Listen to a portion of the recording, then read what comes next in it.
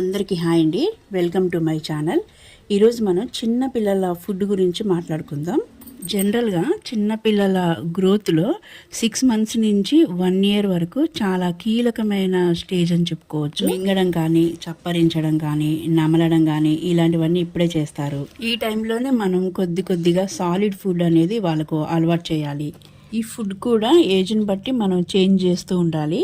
బేబీకి 7 నుంచి 8వ నెల ఏజ్ వచ్చేసరికి తల్లిపాల నుంచి వచ్చే విటమిన్ సి సరిపోదండి. అందుకేనండి పిల్లలకి 6వ నెల 6వ రోజు వచ్చేసరికి అన్నప్రాసం చేయాలంటారు. 6 మంత్స్ దాటగానే ఈ పిల్లలకి కాచి చల్లార్చిన నీళ్లు తాగిస్తూ ఉండాలి.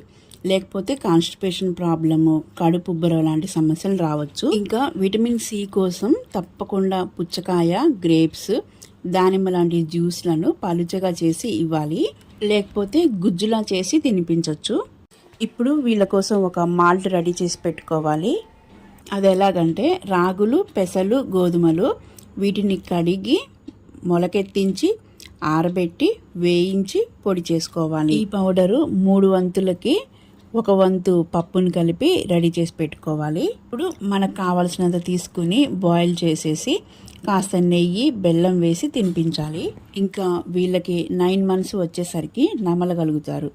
కాబట్టి 3 వంతుల బియ్యం, రాగులు తీసుకుని 1 వంతు పప్పు వేసి కాస్త వేయించి బరకగా మిక్సీ పట్టుకోవాలి. ఇప్పుడు మనకు కావలసినంత పౌడర్ తీసుకుని అది బాయిల్ చేసుకునేటప్పుడు క్యారెట్ లేకపోతే ఆలు లాంటి వెజిటబుల్స్ వేయచ్చు.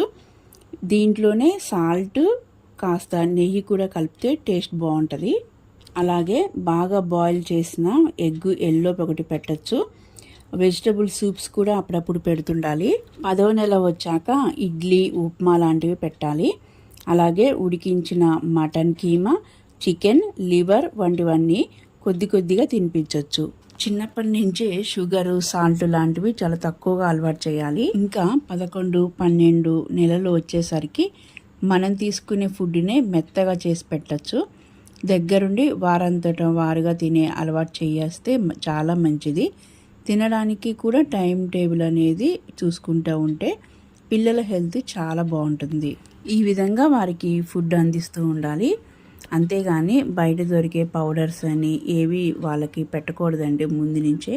ఓకే అండి, నాకు తెలిసిన కాస్త ఇన్ఫర్మేషన్ మీకు చెప్పాను. నా వీడియో కనుక మీకు నచ్చినట్లయితే ప్లీజ్ లైక్ చేయండి, షేర్ చేయండి, సబ్స్క్రైబ్ చేసుకోండి. మరిన్ని వీడియోస్తో మళ్ళీ కలుద్దాం. Thank you.